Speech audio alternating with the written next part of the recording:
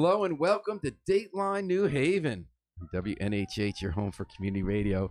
I'm your host, Paul Bass, inviting you to look behind the headlines on the stories that make the Elm City tick. Tim Herbst has been in the thick of our state's news in 2018, running a campaign for governor, and a lively campaign at that. He joins us today in the WNHH studio to look at what comes next for him, his party, and our state. Welcome, Mr. Herbst. It's great to see you. Great to be here. Thank you for having me. Yeah. Never had a sit down, but I look forward to hearing what you're up to. Better late than never, right? That's right. So, Tim, what's it like to be back after you were in the spotlight? You were at these big crowds. Everyone every day statewide was reading about you. You were hoping to become governor, and you ran a good campaign. You didn't quite make it. There are a lot of forces beyond your control when you're running for an office that you can't predict until the day comes. What's it like to be back at Trumbull as first selectman? Well, I'm no longer first selectman either. Oh. I stepped down in 2017 to go all in for governor. I am now in private practice. As a lawyer? As a lawyer with the law firm of Cohn & Wolf. What kind of law you do? I do land use and zoning. That's my specialty. That's basically half of what we write about in New Haven Independent. I know. Mm-hmm. That's why I very, very much, when I read for political news, I also will check in on issues that relate to that. But let's get back to that later in the show. I'll be very interested in what you think about that stuff. Absolutely. No, but it's been great to be back in private practice, and I'm actually representing residents up in Eastern Connecticut that are opposing the state police gun range. Oh. I will appear tonight in my hometown opposing a zone change application. I've been very busy in Brantford and North Haven. What you doing in Brantford?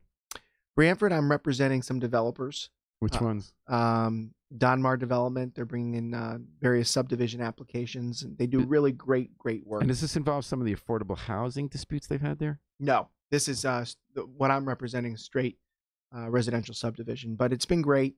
I'm one of the great things about running for governor is even when you come up short, it's the people you meet along the way and the friendships you make for a lifetime. So I'm really enjoying being back in the private sector, but I still keep my eye on things in the political I think it's scene. a vulnerable process when you're running for office. You're kind of out there and you're saying, please like me to people. You know what I mean? And I know that ego's involved, even though everyone running for office has ambitions to do good work. You're kind of up there being thumbs up, getting a thumbs up or thumbs down from a lot of people. What does it feel like not to make? You've won elections, and this year you came up short. What does that feel like when you go back? You're a better person for it. You learn from it.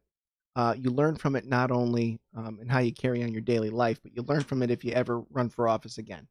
You learn. Was this your first major loss? Well, I ran for state treasurer in 2014. Okay. I lost by 0.6%. Wow. What is it about those state races that even when the Republicans come close, they always lose? Well, I'm talking about the underticket. You win governor. People are fine with a Republican governor, but for some reason, AG, I think it's since I was 2 or something, since they had a AG. That's right. And, the last Republican to win a constitutional office was Chris Burnham in 1994. And he went to jail.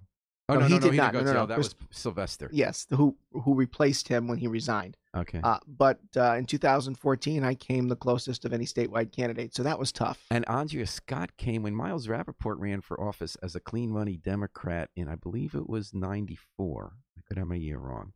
He outspent the Republican 10-1, and it was a 1% margin. Yes, I remember. So there have been these close races, but the Republicans always come up short. Why is that?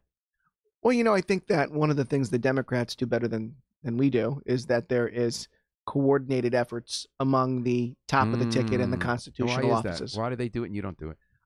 Well, we could take the full hour getting into that. I have some theories on it, but I think they do a better job of organizing, of mobilizing. They have a better street op. And they have a lot more They members. have a street op. I would submit to you, we don't have one, and I hope we can get into that. But we can. And they have more members. They have 850,000 at last count, and you guys are like in the 400,000s. We're in the 400,000s, but as history has shown, unaffiliated voters will break to us by a large margin. For governor. For governor. You guys win governor as much as the Democrats do. Correct. And for some of the constitutional offices, albeit they were closer, clearly we had a lot of independents. No, you're right, because for Congress now, and this is only recent that it's a shutout, but it's a shutout now. I mean, you guys didn't even contest an open seat in a district that you won regularly in our recent past with Nancy Johnson and Gary Franks. Why is that? Is that just because of numbers? In addition to street op, is it that when you're talking about statewide fiscal issues, the independents, who are the largest block of voters, are very open to a Republican governor? But for some of these other offices, they see themselves as Democrats? Couple things. we aren't doing enough to recruit candidates to run for constitutional office in Congress.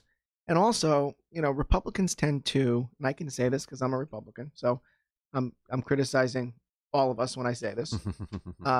We have a lot of big egos. So, it's no different from Democrats or everybody wants to be governor, but some people say, well, maybe I should run for Congress, or maybe I should run for Secretary of State, or maybe I should run for Treasurer. A lot of those conversations didn't happen and maybe should have happened because I think so. You're saying you need to get a bench, and that's a stepping stone. Absolutely. I mean, look at the AGs for the Democrats like Joe Lieberman and Tom Ficklin joined. Thanks for listening, Tom. But you know what? When I observed the field this year, and again, I'm a reporter, so I don't know anything. We always think we do, but we don't about elections. I thought I saw the most promising candidate in Sue Hatfield. Now, she's Attorney General candidate who was amazing at the stump. I watched her New Haven, where you guys never tread, which I think is a huge mistake, but that's a different question. She came to New Haven. She really impressed people. She loved being she used social media well. She had a very positive presentation of herself, even when she was taking strong positions. She was running against a decent man who was not a strong candidate on the stump. Why did she lose? Again, it gets down to ground game. Ground game.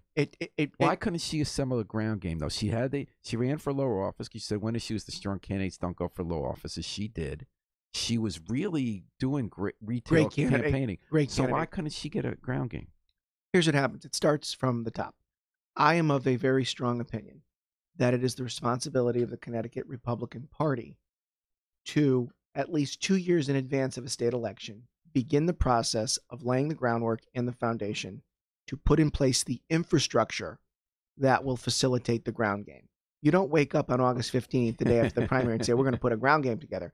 Yeah. By their own admission, the Democrats indicated publicly and privately to me that they took the year and a half before the election to prepare the infrastructure for the ground game.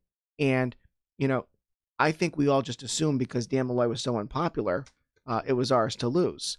When in fact, historically, when your party controls the executive branch federally, the midterms present a headwind that you have to prepare for, whether there's a Democrat or a Republican. Saw it the other way in 82. Yeah. Exactly. So in 94. Yes. So it's of critical importance that we should have recognized that. And I will tell you, and this criticism isn't directed at any one person. When I was out helping candidates like Sue, and those like Adam Greenberg, who ran for the state Senate, was a tremendous candidate in the 12th. Our legislative candidates all over the state. I went into those field offices, and I know what I saw. And what I saw was Casper, the ghost. There was nobody in field, offices across the state, working the phones, canvassing. And it has to be coordinated so you don't duplicate effort. And is there something about urban and suburban as well? I mean, your base is suburban.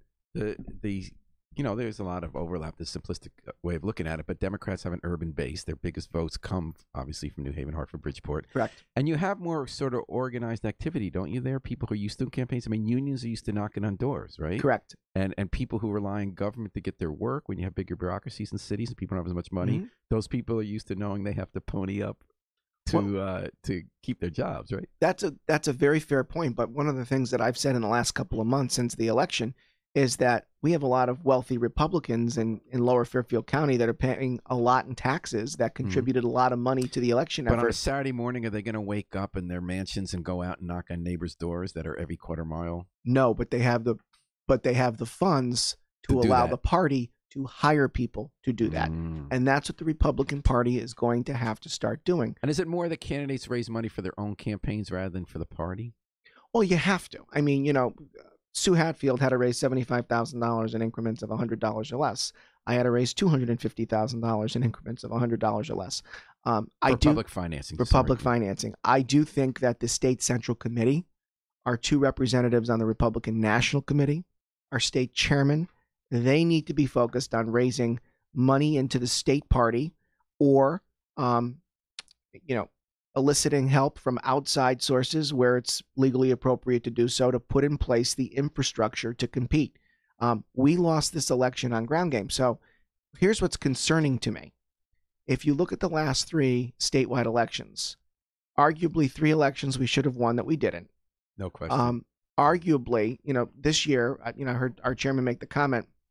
He's talking about governor elections each time. Governor elections. And Malloy is an awesome campaigner. He had is. very low approval ratings for running for his second term, and he had a weak candidate. You had a really weak candidate. Tough campaigner, yeah, and he has a tremendous work ethic. I don't agree with him on much, but I will say that the governor, our current governor, play. Tough campaigner, tremendous work ethic. Then how did Ned Lamont win? Because he was sort of the opposite. Well, here's what's happening. And you had a good candidate. Yes. Well, here's what's happening. Their ground game continues to get better. Our ground game continues to get worse. Over the last 3 election cycles, the margin of victory for the Democrat has increased, not decreased. So it says a lot that Ned won with, I think, a 43,000 vote margin when over 70% of Connecticut residents say the state's moving in the wrong direction. So that says a lot about our party, not our candidates, but our party. Are we putting in place the infrastructure to compete? So when Joe Markley, who ran for Lieutenant Governor, was here, he focused a lot on how they ran the Stefanowski campaign and not relying on in-state people and not going enough to your core, what you stand for. Tell me if I'm wrong, Tim Herbst, that you're saying it's more about a long-term vision of how you build a party and an infrastructure to get a ground game and under-ticket and working years in advance to get the money to field a network of grassroots operatives. I saw that interview. I was a little surprised with it because I know that Joe was on weekly campaign conference calls. I know that it was Joe Markley and Tom Scott who were with Bob Stefanowski from the beginning. And they saw something all of us missed in terms of who could be strong. Look, it was Tom Scott. Look, I had a conversation with Tom Scott a year before the election, and he said to me, if Joe Scarborough isn't in the race, you're my guy. Wow. And then he went out and found another candidate, and that's okay.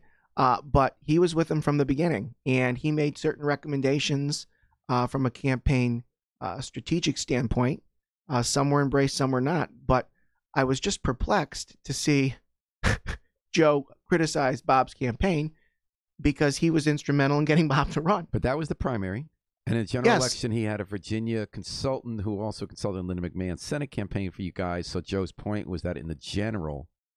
Now, other people would say, and again, reporters are the stupidest analysts of politics. We don't know how to win elections. We guess every election wrong. But what I thought was that they were smart. My take on this, I know you don't agree, most people don't agree, is that Stefanowski actually ran a strong campaign.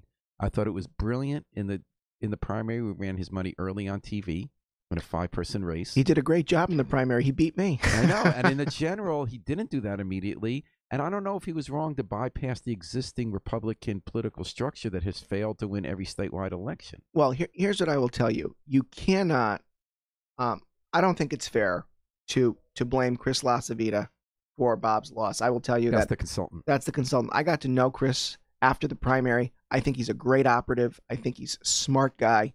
I have to tell you, after the election, after the primary, I took Amy Stefanowski, Bob's wife, and Joe Markley out to lunch with many Chinese Americans that supported me in the primary. And during the course of the lunch, Joe started criticizing Tom Foley.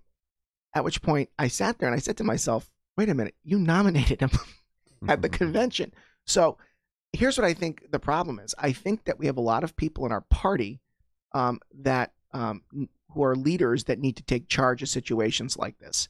Here's what I can tell you. Taking the personalities out of this, you cannot, when you are the minority party, have a bloody, divisive 5-way primary.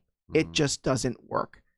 Through no fault, and I'm not laying blame on the 4 other people that I ran against. I'm talking more about the process. You cannot have a bloody 5-way primary.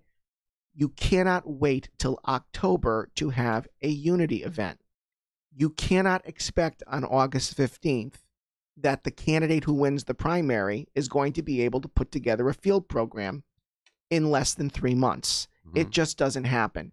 And quite frankly, this process should have been better policed by our leadership, our chairman, our state central committee, our Republican National Committee representatives. You had, I think, by the time of the convention, 12 or 13 candidates, many of whom had no chance of getting anywhere near 15%. Again, this is how the reporters are so out of it. I'm not a Republican, but I couldn't believe you guys didn't pick Erin Stewart. Not because I would like her better than someone else or know her better, that you want to pick a moderate woman who's colorful and connects with people, a little immature, no question, like how she comes across, but who gets city votes, Latino votes, union votes. Why didn't that happen? because what's happening to the Republican Party right now, the Connecticut Republican Party right now, is exactly what happened to the Democratic Party when John Rowland and Jody Rell were governor. Democrats nominated the more liberal candidate. So Democrats elected in a primary the candidate that most aligned with the left, but couldn't appeal in a general election. And what we're seeing now is that, in large measure, across the board, for various offices, that is happening, where Republican candidates, he or she who outflanks to the right wins the primary. But I thought you were running to the right. Weren't you the Trump candidate?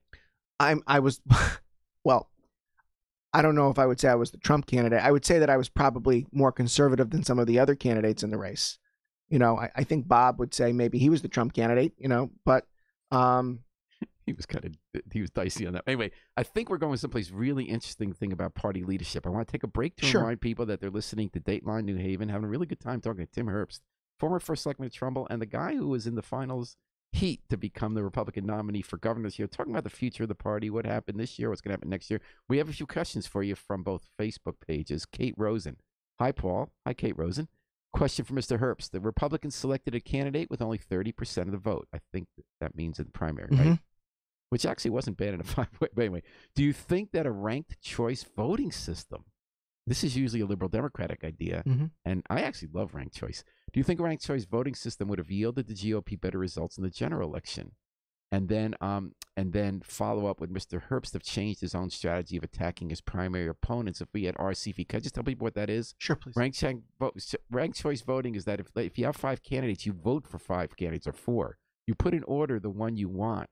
And then when they tally the vote, if your first choice gets knocked out, then your vote counts for your second choice.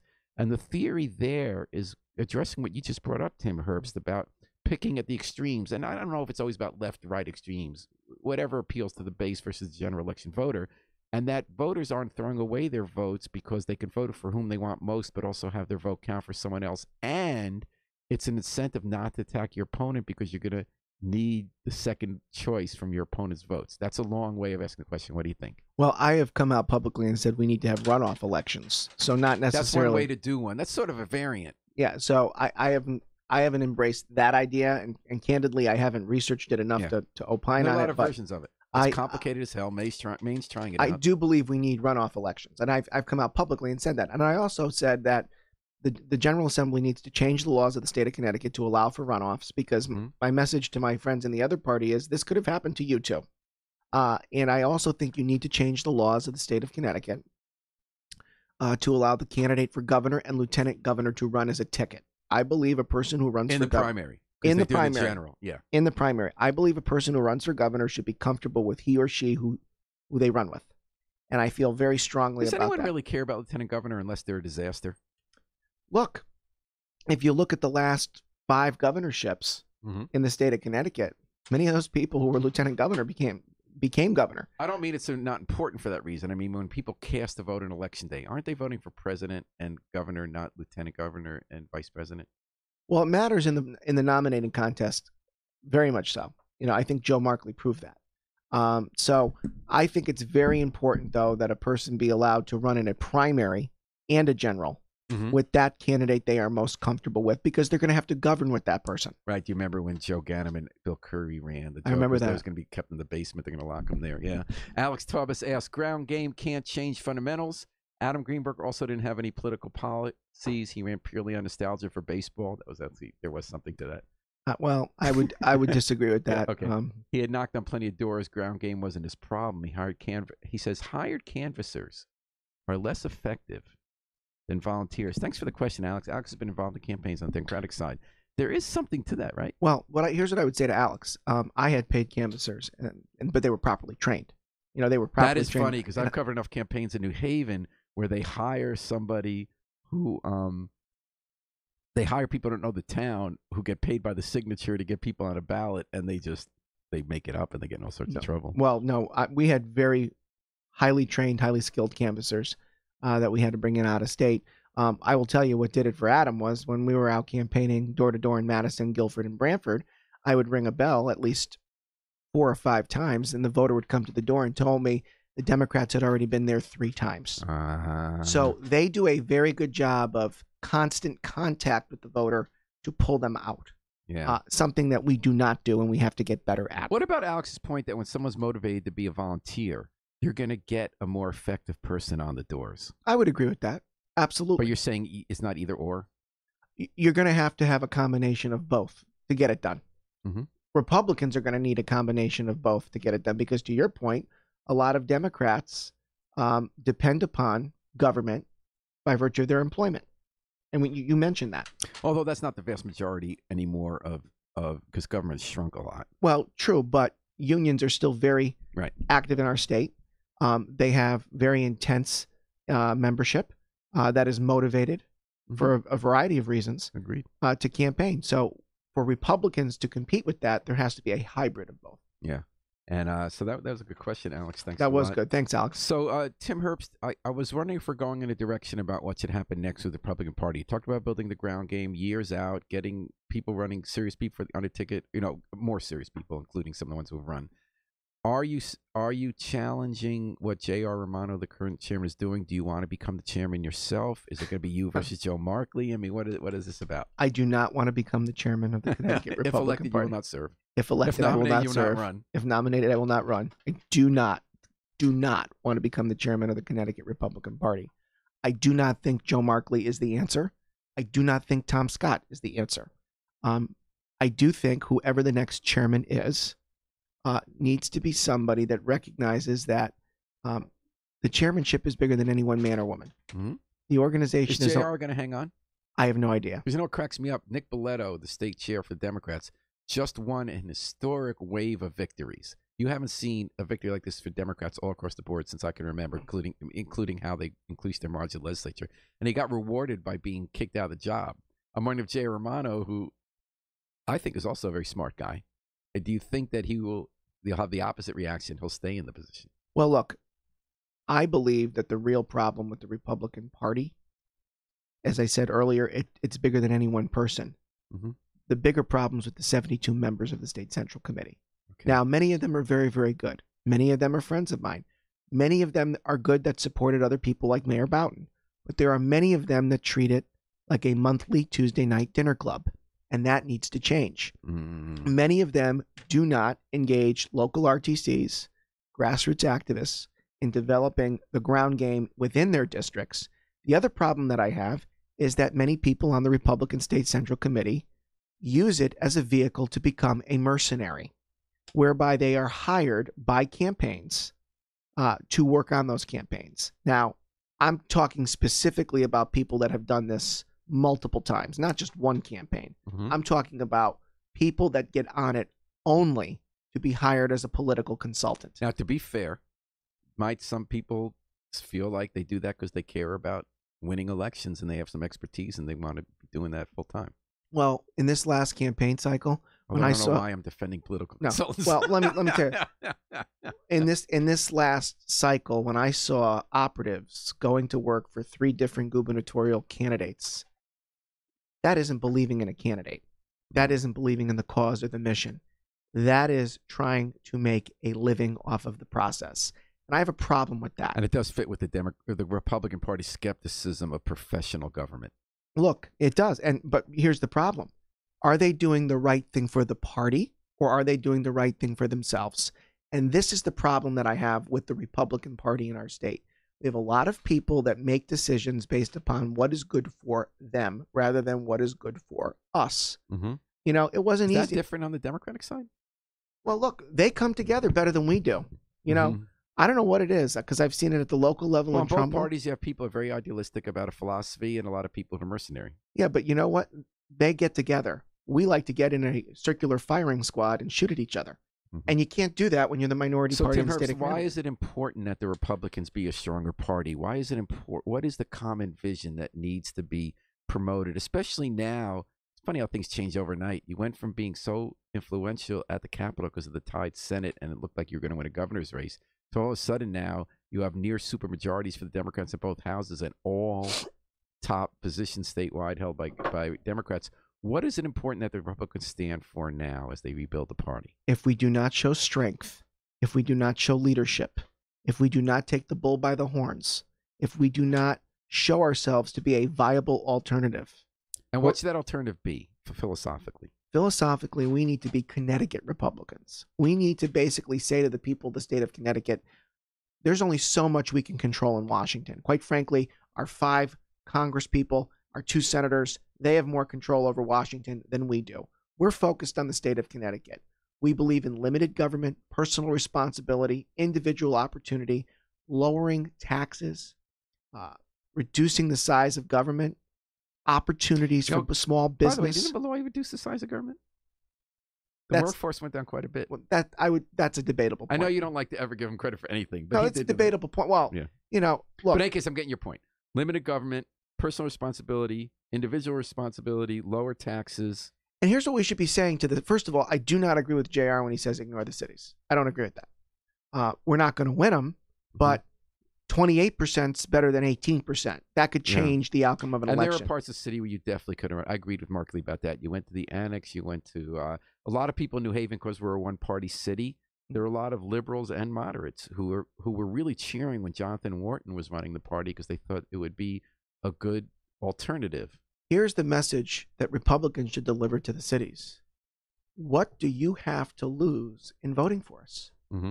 You have high taxes, high mill rates, stagnant economic development. You have among the largest achievement gaps in education of any cities in the nation. That's what happens when you get one-party rule. And quite frankly, if you look at Bridgeport and New Haven and even Hartford when we had Republican governors, those cities did well. They were on the rebound. So Connecticut Republican Party, does that mean not a Trump party? Because in the primary, you were embracing Trump and you went after undocumented immigrants. You were here on the stage. In New Haven, we see it so differently from the rest of the state in the suburbs about immigration. It's really like opposite views of the world on how we see immigration. We see it as our biggest strength. We think our neighbors have revived because we've embraced hardworking immigrants who want to be here. And in the suburbs, I think it's often looked at as, and Republican candidates, as people who are breaking the law and we need to have rules and it's not good for our society. So you did kind of run on that Trump message, right? Are you saying that the party needs to move away from that? No, what I'm saying is we need to stand up and say what we stand for. There's parts of the president's platform that I absolutely do not agree with. There's parts that I do. I don't know anybody that believes illegal immigration is a good thing. I want people to come Actually, here. in New Haven, we do. Oh. Not that we think it should be illegal. We think it should be legal. A lot of people support the Republican-Democratic compromise that fell apart a couple of years ago that would set rules and keep the 11 million people at the time here. I don't want criminals coming into our country. I don't want drugs pouring into our country. But that was the thing. Is there data that you have higher percentage of criminals and drugs? Because in New Haven, you said New Haven's at risk because of criminal activity. We have had much lower rates of crime among immigrants who are here and worried about being deported and are working hard. I mean, I don't want to get into a long conversation about this, but I'm just saying how it does look differently to us, that we didn't see any evidence that it's criminal behavior. We see our economy repaired. My response to that would be how the data is reported to the local police department impacts the overall number or the overall data to suggest how much is going on. And I would submit to you that a lot of it goes unreported in terms of the database that police departments have. We've reported closely with cops in neighborhoods that have heavy immigration, and it's usually that they're the victims. Absolutely, sure. And that what we found in New Haven is the way we stopped that crime was that by having a sanctuary policy, we encourage people to come out of the shadows and talk to cops. I mean, that's how it looked different on the ground. Well, but in any case, Alex Taubes is again saying that he felt that because it was a 5-way primary, everyone was trying to out-Trump each other, and that was the downfall. And that I'm trying to read all the comments here. It's kind of hard to scroll down. If Republicans were saying to jail, I'm sorry, it got moved on me. So you're going to say the same thing Donald Trump said in 2016 about immigration? I've been very clear about my positions on immigration in the campaign, and things that I said or what I believe. I'm not a prop-up doll. Okay. What I believe, and I want people to come here legally. But what about Connecticut Republican Party? Do you think you need to separate yourself from Trump in general? Because I think what really happened when you knocked on the doors in the shoreline, not only did Democrats get there 3 times before you did, but there was a jihad going on against Donald Trump. Oh, Fairfield County as well. Yeah. And, suburban outliers like So Simsbury. Does that make you reconsider the idea of how closely to tailor the party to Trump's positions? Look, I do believe that a lot of the visceral reaction to the president has more to do with style than substance. There are policy disagreements, but there are a lot of people that do not like his style. And as Connecticut Republicans, look, I can't control what the president puts on Twitter. I can't control what the president says to Jim Acosta. The president's his own man. I'm my own man. And I think Connecticut Republicans need to stake ground in saying, this is what we stand for, this is what we believe in, and this is what we're going to do for the state. And we have to talk about more than just taxes. We have to talk about infrastructure, education, closing the achievement gap. There are very legitimate policy differences about how to close the achievement gap, how to improve infrastructure, how to address these problems from conservative, liberal, and non-ideological ways that it would be a very healthy debate in our state. Well, and also I think would be a very healthy debate, and I know I'm probably going to really whip up the controversy with what I'm about to say, but when Republicans are attacked on the Second Amendment and guns, and this narrative that we are making people less safe, I think we should absolutely be talking about this ill-conceived early prisoner release program. Okay, Aaron Good writes in about this. Given the midterm results, does the CTGOP need to distance itself from the NRA and CCDL, which is our version of the NRA? I mean, even the president supported banning bump stocks, which Republican candidates did not feel they could take that position on the trail. What I said about the bump stocks in the trail was that the federal government was dealing with it, that there was support, or there was bipartisan Aaron, support. Thank you for the question. And I said, let the president and the Congress deal with this issue so the states can follow suit. But what about the fundamental question? So you're saying that before we get to the early release, do you think that Aaron Good is right in the suggestion? Now, he comes from it from a Democratic perspective, I believe. I could be wrong. That it hurts the GOP here that you're not more for gun control. Is that one of those issues that where you would be a Connecticut GOP rather than a Washington GOP? Well, look, here's what I could submit to you. That the gun control laws that existed in this state before SB 1160 were among the most strict in the nation. SB 1160 made those laws more strict. Those laws had bipartisan support. A lot of Republicans voted for SB 1160. But I can tell you, if you actually talk to the people that have to enforce these laws, a lot of what's on the books is in fact unenforceable. And gun manufacturers have found loopholes to get around what they have put on the books. So, we had a tragedy. We've had tragedies in this state where people have been heinously murdered with instruments other than firearms. It goes to the more underlying problem of mental health, mental wellness, and quite frankly, being tough on crime. I think you send a wrong message with a program that releases dangerous and violent. I want to emphasize the word violent because there's a difference between violent and nonviolent. But you're talking about practice, and you might have individual cases, but the philosophy is it's nonviolent offenders they're clearing out of the jails. And actually, right now, you're being different from the Connecticut, they see GOP. You're running to their right because yesterday, with Donald Trump's blessing, the Republicans in Congress and Democrats agreed on a national level to do what Connecticut is doing with this policy you disagree with about getting nonviolent people out of jail. I disagree for this reason. I was very clear on the campaign trail that I was not opposed to second chances for nonviolent criminals because I do believe we are a society of second chances. Where I think this law that's currently on the books has run afoul is that it has not properly delineated and or enforced the difference between nonviolent and violent. There is no way the Congress would have released the kinds of criminals in Connecticut that committed violent offenses, that were released early from prison, that recommitted very violent acts. How often did that happen? It's happened quite a bit. It happened recently in Griswold. You saw that story. Right. So 1 time, 20 times. I mean, that was the whole Willie Horton debate. If you take one example out of it's happened at least 4 or 5 times. Right off the top of my head, I can think of 4 or 5 examples. And this is where we have to carefully delineate between nonviolent criminal offenders and violent criminal offenders. That doesn't keep people safe. And I guarantee you, Paul, if you tell a suburban mother with 3 children that narrative and you present those facts, that's going to have more of an impact on their concern for safety than talking about SB 1160.